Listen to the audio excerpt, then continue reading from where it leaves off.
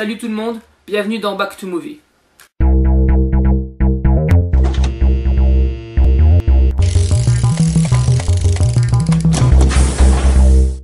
Cette fois-ci, je vais revenir sur le film The Amazing Spider-Man, sorti en 2012. Coucou. Bon, comment pouvons-nous commencer l'histoire? Laisse-moi faire. Commençons donc par leur montrer le héros. Hey, salut. Moi, c'est Peter Parker. Bah si, regardez, il a des cheveux. Je suis un jeune étudiant brillant, passionné de photos. Peter, tête de gland, Peter. Oui, très drôle, Flash. Donc, vous l'aurez peut-être compris, mais je ne suis pas super apprécié dans mon bahut. De quoi? Oh, vous vous dites que ma vie c'est de la merde. Eh ben, attendez de voir encore un peu ça. Pour je ne sais quelle raison, mes parents m'ont laissé très jeune chez ma tante May et mon oncle Ben. Au revoir, salut! Je ne les ai jamais revus. C'est donc auprès de mon oncle et de ma tante que j'ai grandi. Bon, revenons-en sur ma vie actuelle. Évidemment, comme tous les ados de mon âge, je suis amoureux d'une fille. Coucou! Une jolie blonde. Malheureusement, elle semble passer un peu trop de temps avec Flash. Peter. Oui, un blond aussi. Ben quoi, il paraît que les rousses, c'est à démoder. Un Peter Parker à l'ancienne, en gros. Enfin, à 2-3 couilles près. Eh bien, pas tout à fait, car cette fois-ci, son destin va changer à cause de ses parents. Plus précisément, à cause de son père. Un jour, alors que j'ai fouillé chez moi, tiens, c'est quoi cette merde? Ah, trop bien. Je venais en effet de trouver une mallette qui avait appartenu à mon père. Dans cette mallette se trouvaient 3 choses. Premièrement, une carte d'employé de chez Oscorp au nom de mon père. Deuxièmement, une étrange formule laissée par mon père. Ne l'oubliez pas, elle sera plus tard très importante. Et enfin, troisièmement, une étrange photo de mon père avec un homme que mon oncle Ben décrira comme le docteur Curtis Connor. Pour en apprendre alors un peu plus sur mes parents, je me rendis à Oscorp. Putain, c'est grand. En infiltrant les labos d'Oscorp, j'ai alors fait une étrange découverte. En effet, il semblerait que Gwen, la jolie blonde de mes rêves, travaille ici. Et pas avec n'importe qui, puisqu'il semblerait qu'elle travaille pour le docteur Curtis Connor. Oui, le fameux docteur de ma photo.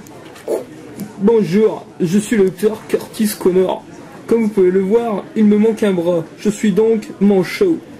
Voilà pourquoi j'ai voué ma vie à la science afin d'étudier les lézards. Oui, parce que les lézards peuvent faire repousser certaines parties de leur corps. Je parle du bras. Ainsi donc, je vais mêler l'ADN humain à l'ADN de lézard pour pouvoir faire repousser un long bras. Au revoir. Oui, encore un blond.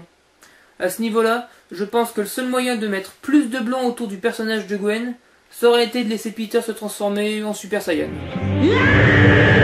Mais revenons-en au film. Ouais, évite les apartés si tu veux pas que je te remplace. Eh ben toi, on peut dire que tu portes pas ton nom pour rien. Appelez-moi Monsieur Connard. Bon, dans les scènes suivantes, Peter se promène donc dans Oscorp et va enfin se faire piquer par une araignée génétiquement modifiée.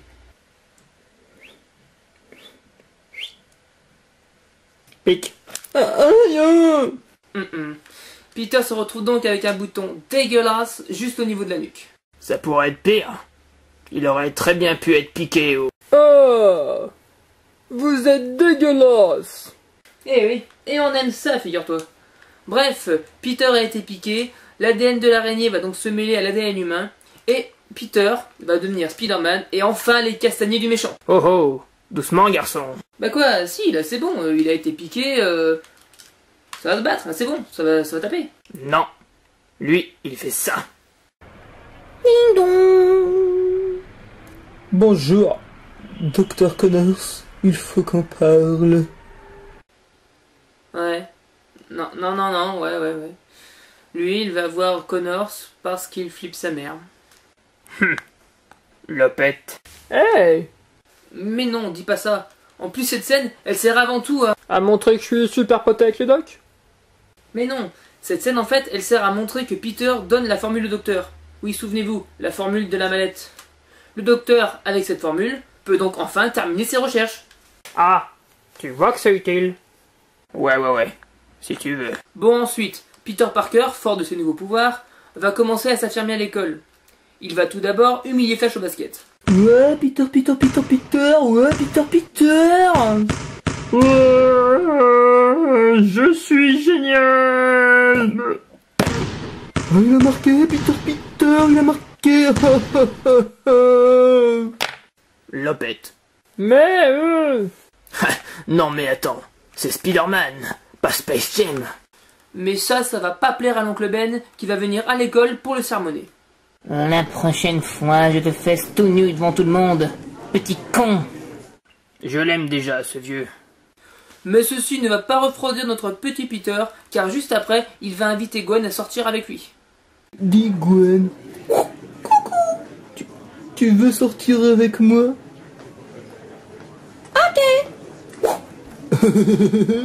Et c'est tout excité que Peter Parker va aller finir la journée en s'entraînant dans un coin de la ville.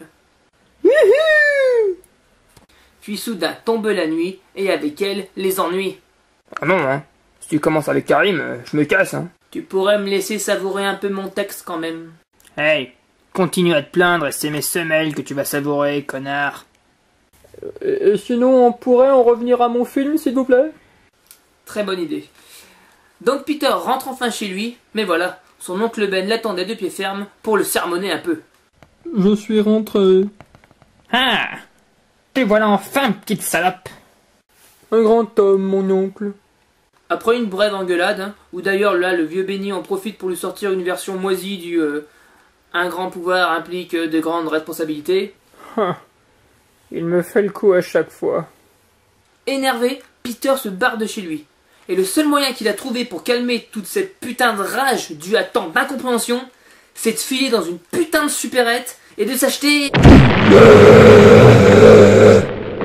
Et de s'acheter une petite bouteille de lait à boire. Lopette. Ouais, hein, on a compris l'idée. Et pauvre en plus. Et oui, car le petit Peter n'a même pas assez pour payer son petit lait. Le vendeur l'envoie donc chier comme une merde pour 2 misérables cents. J'en aurais fait autant. Mais voilà, le problème, c'est que juste derrière Peter se trouvait un braqueur qui faisait la queue. Un braqueur poli. Et gentil, car en plus de la caisse, il en profite même pour voler le petit lait et le donner à Peter. Oh, c'est mignon. La Disney attitude. Eh bien, plus pour longtemps, figure-toi. Car évidemment, le voleur finit par s'enfuir de la supérette. Peter Parker, qui était content pour son petit lait, le laisse passer. Mais voilà, l'oncle Ben, qui lui avait deviné que Peter irait s'acheter du lait dans cette supérette de merde, s'interpose. Et bang! L'oncle Ben meurt devant Peter, qui va donc s'en vouloir à mort. Bah ouais, putain, attends, c'est quand même à cause d'une petite bouteille de lait qu'il a laissé passer le mec, hein. Enfin bref, Peter Parker, fou de rage, va donc enfin peut-être devenir ce putain de Spider-Man qu'on attend tous, hein, le mec qui défend la veuve et l'orphelin. Non. Oh mon dieu, mon oncle est mort. Mais oui, peut-être que je devrais écouter ce qu'il m'a dit sur le pouvoir et la responsabilité et tout ça. Non, je vais plutôt péter la gueule à tous les connards qui ressemblent aux voleurs jusqu'à ce que je les retrouve. Vengeance! Et oui, Peter au début, il en a rien à foutre des autres. Tout ce qu'il veut, c'est retrouver le type qui a tué son oncle. Il va donc se mettre à tabasser tous les mecs qui ressemblaient aux voleurs de cette nuit-là, afin de le retrouver. Et d'ailleurs, il ne va même pas le retrouver. Oui, ben on fait ce qu'on peut, hein. Il va donc falloir attendre que Peter Parker aille dîner chez Gwen. Là, il va rencontrer le père de cette dernière, qui n'est autre que le chef de la police, je crois, hein. Ouais, il l'appelle capitaine. Exactement, oui. Bref, suite à une dispute à table, le père explique à Peter que le nouveau justicier apparu en ville n'est pas du tout un héros, mais juste un trou de balle assoiffé de vengeance. Bah oui, il pourchasse que des mecs qui ont le même signalement. Mais pourquoi tout le monde m'engueule dans ce film? J'ai déjà répondu 3 fois à cette question. Bref, Peter Parker prend enfin conscience des choses et va enfin devenir le vrai Spider-Man, celui que tout le monde connaît. Après 1h10 de film. Une putain d'heure 10 de film. Eh oh, t'oublies pas un truc là? Ah oui, non. Non, ça commence pas encore. Oui, en fait, parce que après la dispute, Peter et Gwen s'isolent et ça. Oh zut, après une dispute avec son père, comment je vais pouvoir faire pour sauver les apparences? Je sais, Gwen. Oui? Je suis Spider-Man. Oui. C'est moi. Oui. Affligeant. Il lui dit qu'il est d'entrée de jeu, comme ça. Tout ça pour se la faire. Oui, là, de toute façon, je vois que ça comme raison possible. Hein. Enfin, continuons, parce que pendant ce temps, le docteur Curtis, lui, finit son sérum lézard. Malheureusement, contraint par ses supérieurs qui lui balancent un ultimatum, il est obligé de se l'injecter lui-même.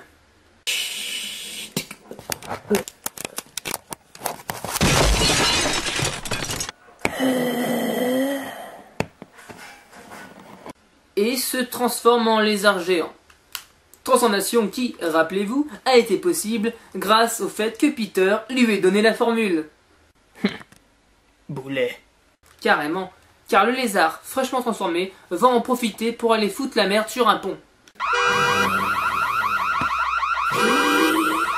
Pendant ce temps, grâce au père de Gwen, qui travaille pour la police, rappelez-vous, Peter apprend ce qui se passe et file vers le pont. Wouhou! Baston! Non, calme-toi, c'est pas encore. Car oui, Peter arrive sur le pont, mais ne peut pas affronter le lézard. Il est obligé de sauver un enfant en danger, et donc laisse le lézard s'enfuir. Youhou! Non, moi c'est Spider-Man. Oui, une fois l'enfant sauvé, Peter en profite pour filer officiellement son nom aux gens. Eh ben putain, c'est pas trop tôt. Ah, ça y est alors? Baston? Eh, tire-toi de ma vidéo, toi. Pas encore. On regarde Spider-Man là. Pourquoi est-ce qu'il y aurait de l'action comme ça au milieu du film, hein? 1h15, c'est pas assez. Enfin bref, Peter Parker fait donc le lien entre le lézard et Curtis et décide d'aller prévenir les flics. Capitaine, il faut que je vous parle. Je t'écoute. Voilà, le docteur Curtis. Un lézard géant.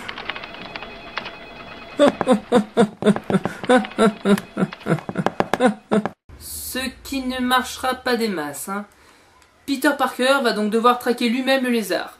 Et s'il y a bien une chose qu'on a appris tous à la télé, c'est que des bestioles vertes géantes radioactives, ça vit toujours dans les égouts. Oh, hello, très. Eh, si, la preuve.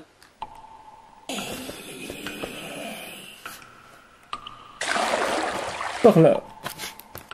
Au passage, on apprendra d'ailleurs que le docteur Curtis trouve que finalement, les humains c'est de la merde et que les lézards sont la race suprême, hein, la race parfaite. Je suis la perfection incarnée. Yeah. Du coup, ce dernier veut transformer tout le monde en lézard grâce à une machine de scorp qui lui permettrait de répandre son sérum lézard dans les airs. Il a toujours été fan des lézards. Mais à ce point, t'imagines, avec sa femme. Ouais. Tu crois qu'il demandait à sa femme de se déguiser en lézard pendant qu'il baisait? C'est absolument immonde. Bah alors, tu viens? Oui, mais... Tu voudrais bien porter ça pendant qu'on... Eh, doucement, garçon. Tu vises plus du tout le même audimat, là. Oui, pardon. Donc, après une petite partie de chasse entre la police, Spider-Man et le lézard, on arrive enfin à la confrontation finale sur un toit. Hop. Oh non. Si. L'autre tâche se dévoile encore à un autre personnage. Eh oui. Le père de Gwen arrive à coincer Peter Parker et ça. Allez, Spider-Truc. Et main sur la tête. Oh non. Comment puis-je faire pour ne pas me faire arrêter? Mais attends, oui. Capitaine, attendez. Je suis... Peter.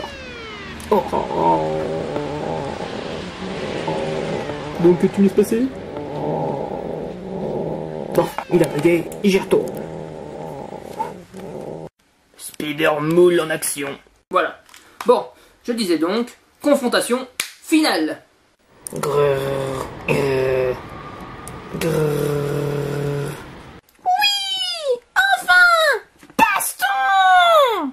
Et oui, enfin, le seul combat que tout le monde attend depuis le début de ce putain de film, et là, Spider-Man, Peter Parker Peter se fait péter la gueule. Ouais, c'est exactement ça. Mais heureusement, le capitaine arrive à la rescousse, armé d'un putain de fusil à pompe. Curtis, connard. Yeah, baby. Ah oui, au passage, il en profite aussi pour emmener à Spider-Man l'antidote contre le sérum lézard que Gwen a fabriqué à Oscorp. L'antidote, préparé en moins d'une heure. Donc, Spider-Man a pour mission de grimper jusqu'à la machine et de remplacer le sérum lézard contre l'antidote. Pendant ce temps, le capitaine, lui, affronte le lézard avec son fusil à pompe. Ouais, enfin une vraie mission pour Spider-Man. C'est surtout parce que t'es pas fichu de te faire le lézard toi-même. Malheureusement, le capitaine se fait tuer. Ben oui, il affronte le boss final. Il allait pas le battre quand même, ça aurait été encore plus la loose pour Spider-Man. Si c'était possible. Le lézard poursuit donc Spider-Man, qui arrive, comme par hasard, à quelques secondes de la fin, à interchanger les deux sérums. Ainsi, l'antidote est libéré dans les airs, et le lézard redevient humain.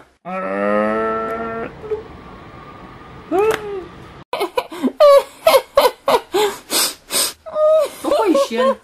Bah, il attendait ce combat depuis le début, tu sais, alors tomber sur ça, c'est le choc, quoi. Eh ben, il a pas fini de pleurer alors, car juste après, Curtis décide de sauver Peter d'une chute mortelle.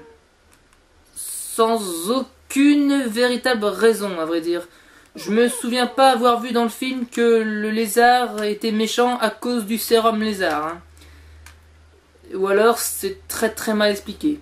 Ce mec est aussi changeant qu'une pute dans un putain de Transformer. Ben ouais, là logiquement il laissait tomber Spider-Man, le père étant mort, il n'y avait plus personne pour l'arrêter, il retournait vers la machine, il refoutait son sérum lézard et il gagnait en fait. Non, tu réfléchis beaucoup trop là. Oui bon bah tu sais de toute façon, on s'en fout, c'est maintenant l'heure de la séquence émotion en carton. Peter, je vais mourir, Peter. Bah oui, c'est logique, enfin. T'étais le chef de la police et t'as découvert qui j'étais. Il y avait quand même peu de chance qu'on te laisse en vie, hein. Enfin...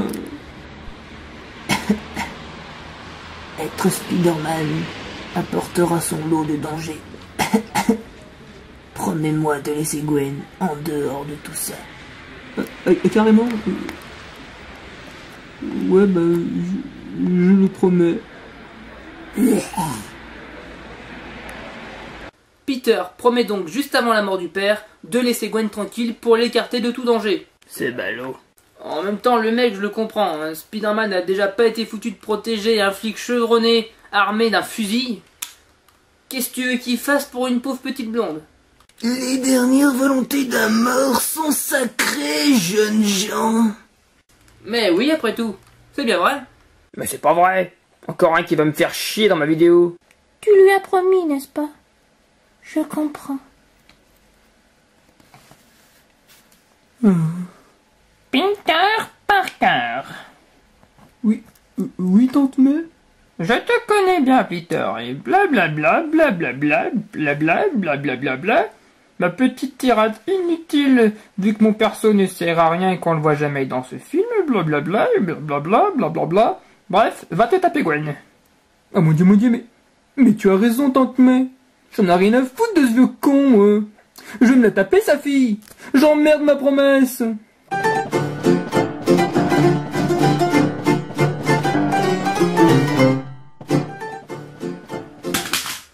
Oh, le fils de flamme doudoune. Bah quoi? Bah c'est logique. Elle est bonne. Ah non, là putain, ça fait trop. Fais-le. Attends, tu vas faire quoi là? Va donc continuer ton navet à la cave. Il suffit. Libérez les bubbles. Quoi?